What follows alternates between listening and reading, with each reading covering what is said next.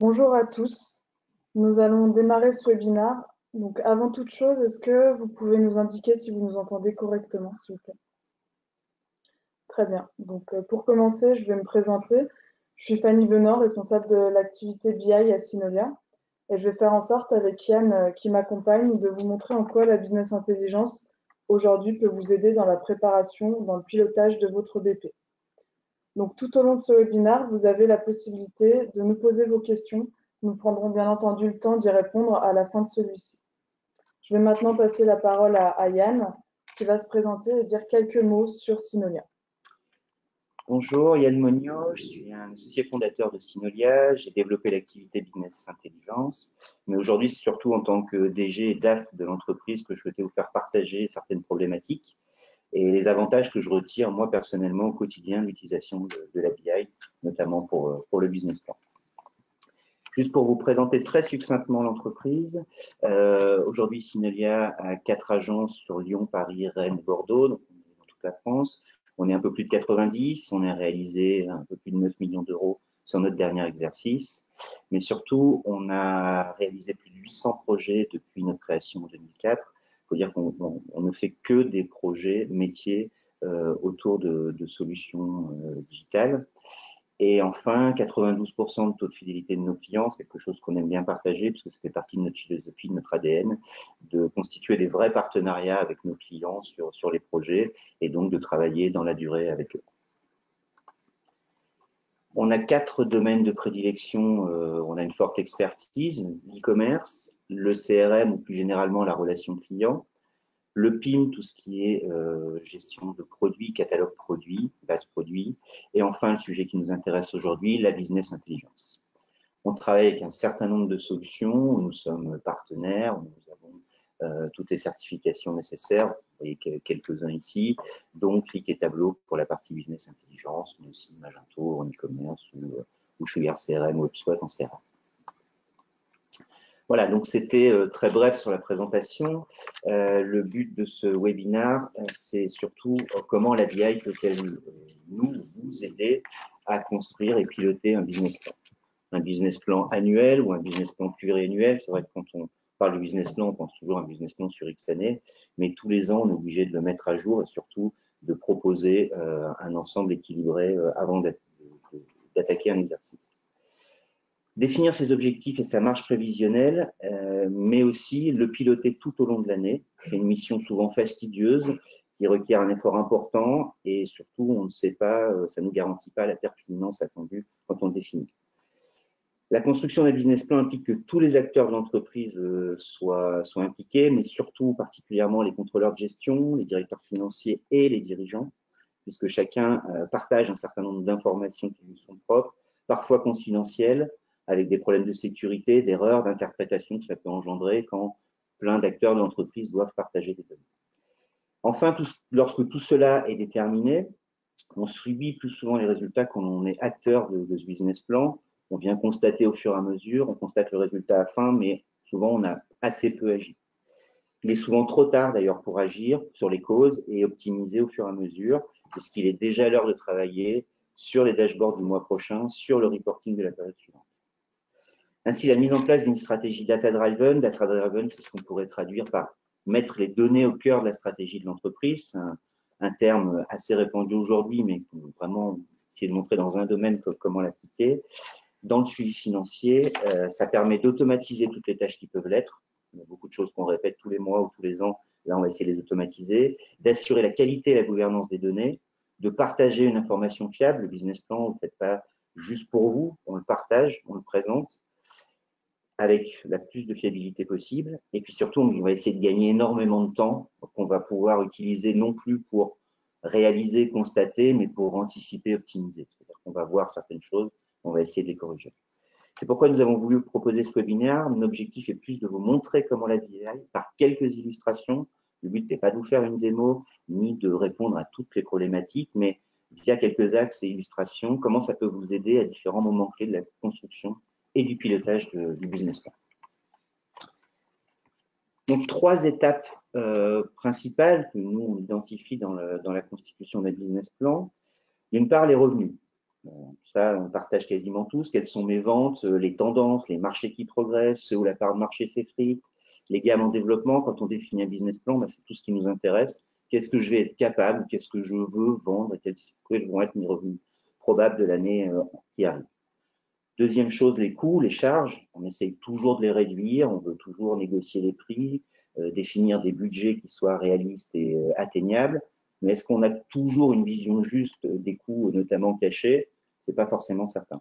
Il faut aussi tenir compte du marché, de la conjoncture. Le taux de change peut faire varier les coûts, la pénurie salariale, les salaires, les modifications fiscales, le résultat. Donc tout ça, c'est essayer de l'anticiper au mieux. Le résultat de tout ça, ce sont les résultats, justement, des revenus et des charges. C'est notre PNL, c'est définir la marge brute, la marge nette, les bits, les bidas, autant de ratios qu'on connaît, enfin, en tout cas que tous les financiers connaissent bien, et qui sont aujourd'hui pour les entreprises souvent plus importants que la part de marché ou la croissance pour mesurer la valeur d'une entreprise. Donc, si définir l'ensemble de ces données en temps réel est déjà un premier pas important, il faut aussi être capable de répondre à la fameuse question « Que se passe-t-il si ?» Là, on va avoir une vision figée, un petit peu des choses qu'on va définir. Mais qu'est-ce qui se passe si j'augmente les salaires de 5%? Quel est l'impact? Que se passe-t-il si le taux de change euro-dollar passe à 1,1 alors qu'il est à 1,10 aujourd'hui? Quels sont les impacts? Que se passe-t-il si mon principal fournisseur augmente ses prix de 10%?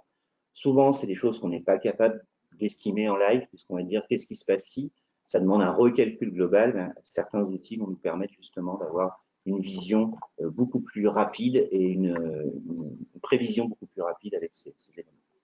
Je vais repasser la parole à Fanny qui va donc vous parler de la première partie sur les revenus. Donc en préambule rapidement à cette première partie, on voulait vous parler justement des données puisqu'elles sont au cœur vraiment de ce webinaire. Donc pour mettre en place votre stratégie data-driven, il va falloir commencer par aller chercher les données pertinentes là où elles se trouvent. Donc, des données pertinentes, c'est n'importe quelle donnée qui est utile à votre analyse, au pilotage, à la préparation de votre business plan. Ici, on vous en a mis quelques-unes, donc c'est une liste bien sûr non exhaustive, pour vous montrer que des données pertinentes, elles peuvent très bien venir d'un CRM, d'un outil de marketing automation, d'un ERP, d'un site e-commerce, d'une solution de compta, qu'importe. Donc aujourd'hui, tous les outils de BI vont vous permettre d'aller lire ces données, de les charger, de les transformer et bien sûr de les regrouper entre elles pour en tirer des conclusions et des rapports pour ensuite construire votre business plan. Donc voilà pour ce point qui nous semblait important de souligner avant de commencer vraiment la réponse à ce webinaire. Donc, je vais commencer dans cette partie par vous montrer comment la BI va être votre allié principal dans la définition de vos objectifs et également pour les piloter tout au long de l'année. Pour définir ces objectifs et monter alors son business plan, il faut débuter par l'analyse approfondie des performances de l'année. Identifier ce qui a fonctionné ou ce qui n'a pas fonctionné. Donc, la difficulté principale de cette étape, c'est d'avoir une vue d'ensemble et de se poser les bonnes questions. À cette étape, l'API, elle va vous aider à constater ce qui s'est réellement passé, à ne plus vous fier seulement à vos intuitions, en identifiant clairement les tendances de ce que vous vendez et de comment vous le vendez. Pour définir vos objectifs de vente pour l'année à venir, vous allez vous focaliser dans un premier temps sur des indicateurs clés et globaux qu'on appelle les Key KPI. En général, ces Key KPI ils vont représenter principalement comme étant le chiffre d'affaires, les quantités vendues, le prix de vente, le nombre de transactions, le nombre de ventes ou encore les promotions. Bien entendu, tous ces indicateurs, vous allez pouvoir, avec la BI, les comparer à vos objectifs que vous étiez fixés l'année précédente, mais aussi au montant de l'année précédente ou au montant de l'exercice précédent. Pour illustrer mes propos, dans cette première partie, également pour la suite du webinaire, nous allons nous appuyer sur des cas d'exemple de dashboard issus de diverses solutions BI. Donc, il s'agit de données à la fois de démos Synolia, mais aussi de données éditeurs. Donc, c'est pour ça qu'elles seront à la fois en anglais, mais également en français. Le but de ces exemples étant vraiment de vous démontrer les possibilités et le cheminement que l'on peut avoir avec la BI pour définir ici ses objectifs, mais aussi pour analyser vos coûts ou vos marges. Donc, dans ce premier exemple, qui est un exemple sur un tableau de bord global, on voit très rapidement que sur nos Key KPI, on a notre chiffre d'affaires et notre nombre de commandes qui est en hausse.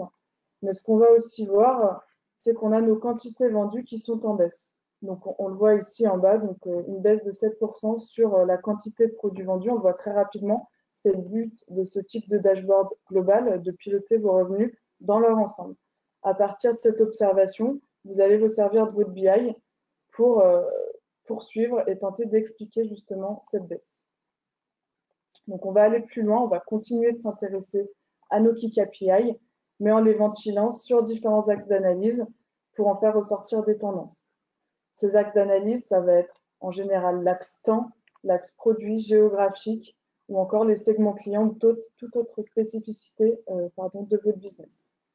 Donc à partir de là, si on reprend notre exemple, l'objectif, ça va être de comprendre pourquoi nos quantités de vente ont baissé. Donc, on va essayer de trouver justement ces tendances en se basant, pourquoi pas, sur les familles de produits, comme on peut le voir sur ces deux graphiques qui nous montrent l'évolution par rapport à l'année précédente de nos deux indicateurs clés, le chiffre d'affaires et les quantités vendues. On constate des hausses sur certaines familles de produits, les vêtements, les chaussures ou les accessoires encore, mais ce qui est surtout flagrant, ici, c'est une très forte baisse de la catégorie sport. On va continuer alors dans notre outil de BI, notre cheminement, en filtrant, en zoomant en fait nos analyses sur cette catégorie sport. À ce moment-là, n'importe quelle solution de BI va vous permettre de descendre dans vos données, de faire ce qu'on appelle du drill down. Ici, par exemple, on arrive avec ce filtre sur les catégories sport, on arrive sur une visualisation de la répartition de nos ventes par sous-catégorie. Cette analyse donc, de la visualisation va nous permettre de constater une très forte baisse des ventes sur les 6 premiers mois de l'année pour la catégorie en bleu foncé qui est la catégorie running. Donc cette catégorie running qui, on le voit, représentait la majorité des ventes sport, aujourd'hui elle tire vraiment cette catégorie vers le bas puisqu'à partir du mois de juillet, nous ne faisons quasiment plus de ventes sur cette catégorie de produits. On va alors tenter de comprendre encore une fois, aller plus loin, comprendre cette baisse. Pour ça, on va s'intéresser à d'autres indicateurs clés. Donc, quel indicateur peut expliquer justement cette chute radicale des ventes? Ça peut être le prix de vente moyen. Donc pour ça, soit on cherche dans notre outil de BI des indicateurs qui seraient soit déjà pré-packagés, des visualisations déjà pré-packagées, ou on les conçoit soi-même, comme ici avec cette courbe donc, qui nous montre l'évolution en rouge du prix de vente moyen pour l'année en cours et en bleu le prix de vente moyen pour l'année précédente, en étant bien sûr toujours filtré sur cette sous-catégorie running. Donc sans grande surprise, et immédiatement on voit très clairement une très très forte augmentation des prix de vente qui explique bien entendu la chute du running, plus globalement du sport et de la baisse globale de mes quantités vendues. Donc arrivé là, on a analysé donc à partir d'une observation sur notre tableau de bord global, on est descendu dans les échelons des données, on a analysé très concrètement quelle a été la raison justement de cette baisse des ventes. Donc, cette analyse-là va vous permettre derrière d'aller fixer vos objectifs justement en vue d'arbitrer pour corriger cette baisse. Mais on peut aussi, plutôt que de chercher des baisses, on peut chercher des pistes à faire croître. Donc ces pistes, ça peut être des pistes géographiques, en comparant par exemple, comme on le voit sur notre cartographie à gauche, notre chiffre d'affaires par rapport au nombre d'habitants au kilomètre carré, qui est une donnée qu'on va trouver sur des sources en libre-service. Donc, on constate sur cette cartographie que nous ne sommes pas très présents ni en Bretagne ou alors de manière également très ciblée à Bordeaux pour la région sud-ouest. Donc ici, on a des faits très concrets qui nous montrent vraiment notre présence géographique. On ne se base plus uniquement sur notre pressentiment ou notre intuition. On a vraiment des faits qui vont nous permettre d'orienter nos objectifs sur ces bases. Par exemple, essayer de développer justement une région en particulier, la région Bretagne, en fixant des objectifs concrets qu'on pourra piloter tout au long de l'année. On peut également s'intéresser aux marques, comme on le voit sur notre nuage de points en bas à droite. On voit clairement des marques qui sortent du lot, Levi's, New Era, on a 5-6 marques qui sont vraiment au-dessus en termes de quantité vendue et de chiffre d'affaires. Donc soit je veux choisir à partir de cette analyse tout simplement, encore une fois, de pousser, de faire croître ces marques qui s'en sortent déjà très bien, ou à l'inverse, je vais pouvoir aller zoomer, aller sélectionner ces marques en bas à gauche qui font peu de chiffre d'affaires et peu de ventes. directement, donc via cette visualisation. Pour en finir maintenant sur cette partie définition des objectifs, nous voulions également vous mettre en avant les possibilités de toutes les plateformes de BI de demain. Donc, comme dans tous les domaines, la BI s'oriente très rapidement vers l'intelligence artificielle, ce qui veut dire qu'on trouvera prochainement des possibilités avancées de prédictif et d'analyse intelligente. Mais la première chose qui est d'ores et déjà mise en place dans les solutions de BI, dans certaines en tout cas, c'est ce qu'on appelle le langage naturel. L'idée par rapport au langage naturel, c'est que vous posiez à votre BI les mêmes questions que vous poseriez à un collègue, dans un langage qui est donc non technique, comme on le voit ici sur la capture d'écran. On a posé une question donc, via le micro de notre smartphone ou de notre ordinateur à la solution BI, qui, elle, nous a répondu avec une visualisation qui est adaptée, qui correspond à notre question. Elle a choisi le bon indicateur et le bon axe d'analyse pour nous permettre de répondre. Donc ça signifie qu'en fait, toute l'analyse que je viens de vous montrer, toute la création de visuels, la recherche pas à pas, c'est quelque chose qui va de moins en moins se faire puisqu'on va de plus en plus poser directement les questions qui nous passent par la tête de manière de plus en plus précise à notre solution de BI, qui elle nous répondra donc avec des réponses et des visuels adaptés. Donc je vous ai montré comment vous avez pu analyser vos revenus tout au long de l'année, en définir à la fin de l'année vos objectifs. Je vais maintenant laisser la parole à Yann, qui lui va vous montrer comment s'atteler maintenant à la partie marge et au coût. Nous avons vu quelques pistes pour aider à définir les objectifs de vente. La deuxième phase, en lien avec la première, puisque suivant les ventes qu'on va prévoir, les charges vont être en corrélation, c'est d'analyser ces charges et définir les budgets prévisionnels. Comme pour les ventes, il faut analyser les charges par grandes catégories. On va avoir les coûts de production, les budgets liés directement ou indirectement aux objectifs de vente, les budgets de structure, la masse salariale, et puis des objectifs de marge brute cible par mois, par famille, par business unit, par unité de production. Premier outil que la BI met à disposition et qui peut être très utile tout au long de la constitution et de la validation d'un business plan, c'est des outils qui permettent de définir un point mort en fonction de charges fixes et variables. Ici, dans cet outil, on va retrouver un certain nombre d'inputs. On va lui mettre le nombre d'unités vendues, un coût fixe, un coût de structure fixe, un coût par unité produite, une variable de prix. Et avec l'ensemble des paramètres de l'entreprise, ça va vous permettre de voir où est votre point mort en termes de vente, où est votre marge prévisionnelle suivant les ventes, où est votre CA prévisionnel. Ce type d'outil va permettre au fur et à mesure que vous déterminez les produits et les charges, de valider vos hypothèses. Donc, c'est souvent des outils qu'on va revenir de manière itérative. On va prendre un segment, un marché, on va essayer de définir une capacité de vente, peut-être de 4000 unités. On va revenir avec l'ensemble des charges, on va se dire, non, en fait, à 4000 unités, je me retrouve dans une situation non rentable, je ne passe pas mon point mort, donc il faut que je retravaille, ou que j'abandonne, ou que je vende plus, ou que je réduise mes coûts. Donc, c'est des outils, vous les présenter au départ de cette partie, puisque c'est ceux qui vont vous aider à piloter l'ensemble du reste des éléments. Première chose, comme on a vu pour les ventes, on va s'intéresser un petit peu à la même chose pour les coûts, c'est suivre la marge et le revenu, ici par exemple dans le cas présent pour des produits. Le travail sur l'optimisation, notamment de la marge brute, peut être guidé par la détection d'éléments de sur- ou sous-performance.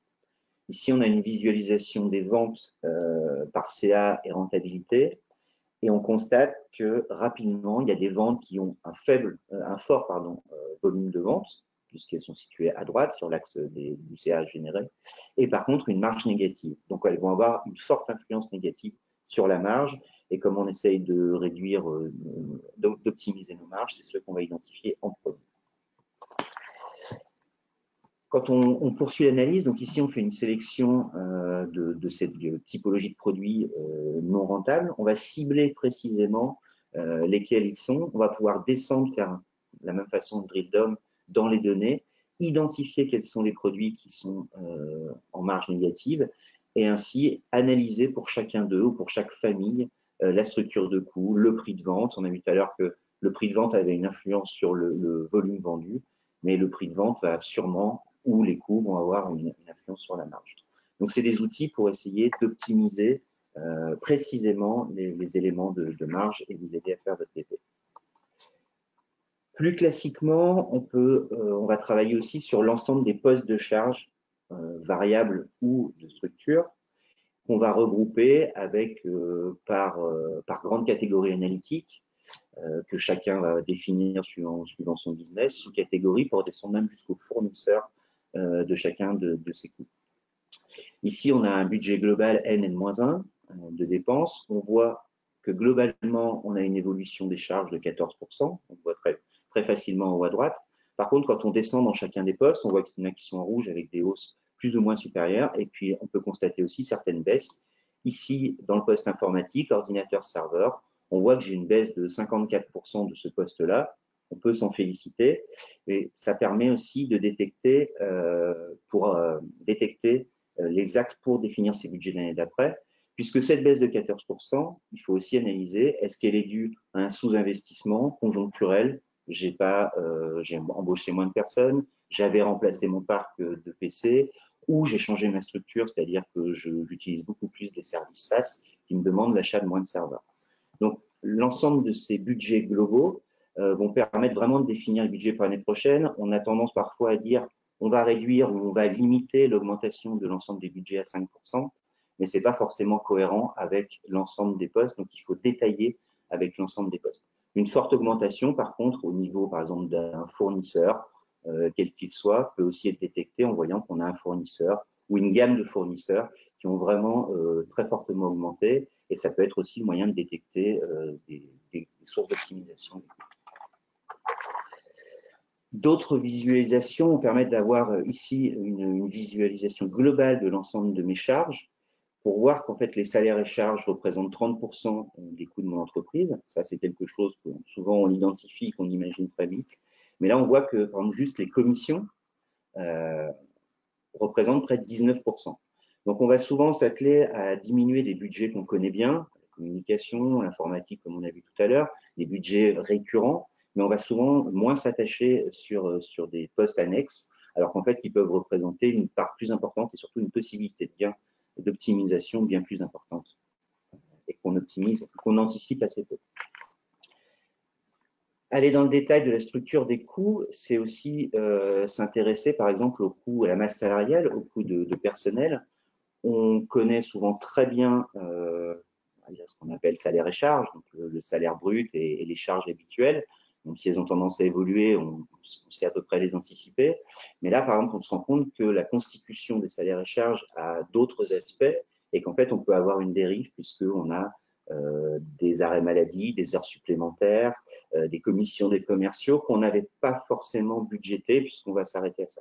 Donc, c'est important de comprendre et la structure des coûts, par exemple ici pour la masse salariale, et puis bien sûr de la même façon la suivre. On voit que les commissions, elles, n'ont pas trop évolué par rapport au budget, qu'elles sont en phase. Par contre, que le staff temporaire ou les heures supplémentaires, là c'est en anglais overtime, lui a fortement progressé. Donc voilà, comme toujours, ce sont des outils qui permettent d'identifier et de creuser dans chacun des budgets sous-budgets là où on va définir les postes pour l'année suivante et les postes d'optimisation.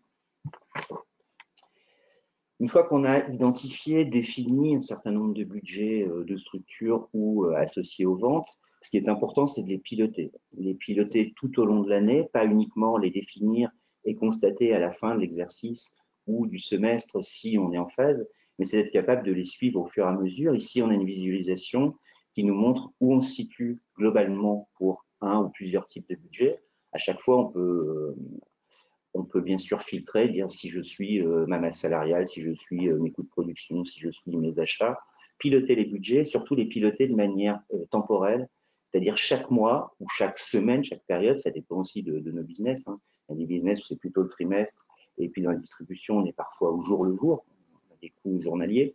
Ben, c'est de suivre ces orientations par rapport au budget, de voir là où on est peut-être au-dessus ou en dessous, gérer sa trésorerie. Et quand on est, par exemple, en dessous d'un budget, peut-être qu'on n'a pas fait les actions qu'on devait mettre en place. Donc, peut-être qu'il faut anticiper, puisqu'il va y avoir une forte hausse des coûts sur une autre période où elles vont être mises en place, ou alors réattribuer ces budgets à d'autres actions, puisque finalement, elles n'ont pas pu être mises en place. Voilà, donc, il faut piloter ces budgets au fur et à mesure pour éviter les dérives et être capable d'avoir un atterrissage beaucoup plus fiable en fin de période. Donc, quand on a défini globalement l'ensemble de ses revenus et de ses ventes, qu'on a essayé d'avoir le maximum d'input pour être proche de ses objectifs, quand on a défini les budgets, qu'on sait les piloter pour éviter des dérives et les optimiser, en fait, il est important d'avoir une synthèse de tout ça. Là, on a vu plein d'éléments, parfois un peu disparates, pas forcément gérés par les mêmes personnes. La direction commerciale va gérer les revenus, les charges vont peut-être être gérées par la DAF, par la DRH, ainsi de suite. Donc, c'est important d'avoir une synthèse structurée, normalisée, qui va permettre de partager tout ça. La forme la plus commune d'un PNL, c'est souvent un tableau de chiffres, qui n'a rien de très graphique, mais qui va permettre de regrouper au même endroit toutes les informations importantes de l'entreprise. Donc, ça va permettre de suivre tous ces indicateurs en temps réel et plus uniquement a posteriori. On ne va pas attendre que le fichier Excel soit constitué, validé par l'ensemble des services pour le mettre à disposition.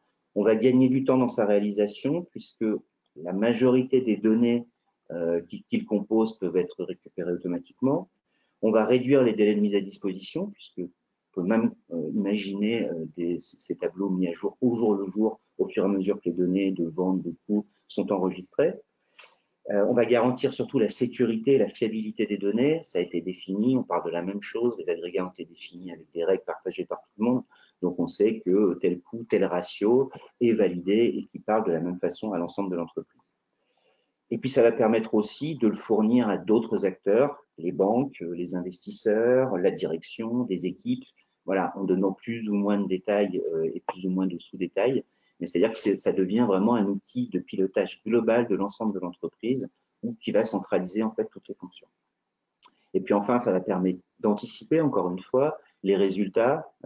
Souvent, on se définit un EBIT ou un EBITDA cible quand on parle de finance dans une entreprise. Ben, on va le piloter pour voir par rapport à où on en est et ce qui reste dans l'exercice, si notre atterrissage est bon ou pas, et rassurer ou inquiéter parfois l'équipe commerciale en disant on est un peu en dessous ou les différents services en disant de réduire leur budget. Ça nous permet vraiment de piloter au fur et à mesure et de se rapprocher de l'atterrissage optimal. Après, on peut retrouver plusieurs formes à ces tableaux, là, entre quelques exemples, hein, et on peut surtout directement, troisième fois qu'on parle de Driven, descendre dans les données, mais c'est important dans la BI, c'est-à-dire j'ai les agrégats principaux, là j'ai mes dépenses de structure, mes dépenses opérationnelles, là, je vois que je constate 14% d'augmentation, là je vais pouvoir descendre dans le même outil, c'est-à-dire ça devient presque l'outil unique de pilotage, dans le même outil, je vais descendre, voir que j'ai sur les salaires et charges une hausse de 98% par rapport à mon forecast. Je ne suis pas bon cette période-là et je vais relancer, comme pour la définition, l'analyse de pourquoi j'ai cette charge et peut-être la corriger. Peut-être qu'on a mal fait le travail de définition des budgets, mais en tout cas, c'est ce qui vous permettra de définir. Enfin, toutes ces données, elles peuvent bien sûr avoir un aspect beaucoup plus visuel. La BI des générations actuelles permet vraiment de ne plus se limiter en termes d'aspect graphique. Même quand on parle de chiffres, quand on parle de finances, on peut avoir des représentations graphiques et visuelles qui permettent de diffuser peut-être à d'autres acteurs de l'entreprise, peut-être moins avertis, mais qui vont avoir tout de suite l'ensemble des ratios. Ils vont peut-être même les consulter sur leur téléphone, sur une tablette, et juste avoir voilà, où on en est de la marge, où on en est des ventes, où on en est des objectifs, et ainsi tout de suite avoir des facteurs de réassurance ou de travail. Voilà. Donc, comme on l'a vu, adopter une solution de business intelligence pour la définition d'un business plan, et surtout pour le pilotage, son pilotage, ne va pas remplacer votre connaissance du marché, c'est-à-dire qu'on a vu qu'on pouvait analyser pourquoi, on pouvait avoir vraiment des inputs importants pour définir, mais la connaissance du marché reste quelque chose d'important dans l'entreprise et ça ne vous donnera pas tous les aspects, mais vous aidera beaucoup. Ça ne va pas prendre les décisions à votre place parce que l'outil ne prendra jamais la décision. On parle d'intelligence artificielle, mais j'espère qu'on n'en est pas encore là. Mais ça va vous permettre d'avoir tous les outils pour optimiser chaque élément, suivant les problématiques décelées. On n'a pas forcément toutes les problématiques. Certains vendent beaucoup, mais marchent peu. On en connaît beaucoup. Certains ont du mal à vendre, mais ont une très belle organisation et un très bon suivi. Donc voilà, on va optimiser chaque point pour essayer vraiment de se concentrer sur l'optimisation et pas sur la réalisation. Et puis surtout, normalement, ça doit vous laisser beaucoup plus de temps, puisque constituer ces tableaux de bord, c'est très long. Là, l'automatisation va enlever une partie, donc va déjà baisser vos coûts, puisque vous passerez moins de temps à les faire. Mais par contre, ça peut vous laisser le temps nécessaire pour prendre les bonnes décisions. Voilà. Sachant que chez Synolia, ben, forcément, on a mis ces tableaux de place et ces tableaux de bord en place depuis longtemps et c'est suivi. Ce qui nous permet d'avoir un taux de réalisation des objectifs et des marges proche de 100%. C'est pas juste pour dire dans ce webinaire, mais en tout cas, on essaye vraiment d'avoir une analyse et un suivi qui va motiver parfois les équipes commerciales à suivre l'objectif de vente, mais aussi de piloter l'ensemble des budgets pour se rapprocher de ce qu'on s'est fixé autant qu'on peut, puisqu'après, il y a quand même une réalité économique derrière. Mais en tout cas, on a tous les outils de pilotage pour pouvoir le faire. Voilà, j'espère que ça vous a donné quelques pistes pour comprendre l'intérêt de la BI. Est-ce que vous avez des questions par rapport à tout ça? Vous pouvez poser vos questions via l'onglet questions en bas de votre écran. On est conscient que c'est très schématique, hein, en une demi-heure. Le but n'était pas de vous montrer exhaustivement tout ce qu'on pouvait faire, mais vraiment de balayer un certain nombre d'éléments vraiment utiles dans la constitution. Donc, on a une première question de Audrey. Ce type d'outil n'est-il pas surdimensionné pour une TPE ou une PME? C'est vrai qu'on pourrait avoir tendance à le penser. En fait, c'est pas le cas, puisque aujourd'hui, une TPE, une PME, justement, elle a moins de temps encore, enfin, elle a moins d'effectifs pour faire toute cette analyse de chiffres. Donc, ça va vraiment être un outil vraiment stratégique et concurrentiel pour une entreprise de cette taille. D'ailleurs, nous, dans nos clients, on a de nombreux clients qui sont des TPE et des PME en BI. On a des clients qui sont 5 et les 5 ont un accès à la BI justement pour piloter leurs objectifs. Donc, pour répondre vraiment à la question, c'est nous, aujourd'hui, la BI, elle permet d'être accessible et à toutes les tailles d'entreprise, notamment aux TPE et aux PME. Sachant qu'on n'est pas obligé de mettre en place l'ensemble du processus, l'ensemble des modules. On peut très bien avoir déjà une partie optimisée et mettre en place de manière itérative chaque partie pour à la fin avoir quelque chose de totalement automatisé. Donc, encore une autre question. Peut-on appliquer un outil de BI, de la BI, à d'autres métiers autres que la finance ou le DAF? Oui, la BI, elle existe dans tous les métiers. Enfin, mettre la donnée aujourd'hui, elle est présente dans tous les métiers. Historiquement, ça a beaucoup été la finance au tout départ, donc c'est pas un sujet innovateur. Mais aujourd'hui, on retrouve ça dans tous les domaines, que ce soit l'étude marketing, les ventes, bien sûr, enfin, les RH, dès qu'on a aujourd'hui des données à administrer, la BI a sa place. De la même façon que pour la finance, alors c'est parfois moins des tableaux d'analyse, mais on a aujourd'hui des projets dans l'ensemble des métiers de l'ensemble des métiers de l'entreprise. Gestion des stocks, gestion des flux, gestion de la production. Aujourd'hui, on a des données partout, parfois un peu trop, qu'on n'arrive pas forcément à bien analyser. Donc oui, bien sûr qu'on peut avoir des projets dans d'autres domaines. Autre question donc, de François. Le module BI est-il disponible? Qu'est-ce que vous entendez par disponible? Alors, le module BI est disponible. Alors, ce qu'on vous a montré, ce n'est pas forcément un module en tant que tel. Ce sont des tableaux de bord réalisés sur des données. Donc, on connaît quelques exemples. On a aussi réalisé des projets. Donc, on sait globalement tous les indicateurs qu'on peut retrouver dans l'analyse des coûts, des budgets, mais ce n'est pas un module. Ça reste quand même appliqué à vos données, même si on a le schéma global. Ce ne sont pas des modules. Après, oui, il y a des modules pour certains éditeurs, par exemple le PNL que je vous ai montré. Il y a des choses qui existent pour les constituer, c'est-à-dire ils sont pré-packagés pour ressembler à des PNL, mais sinon, ça reste d'analyse des données. Ce n'est pas un module qu'on met en place out of the box et qui est vendu comme ça.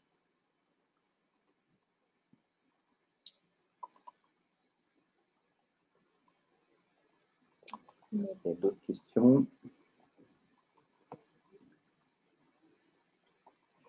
Pour l'instant, non.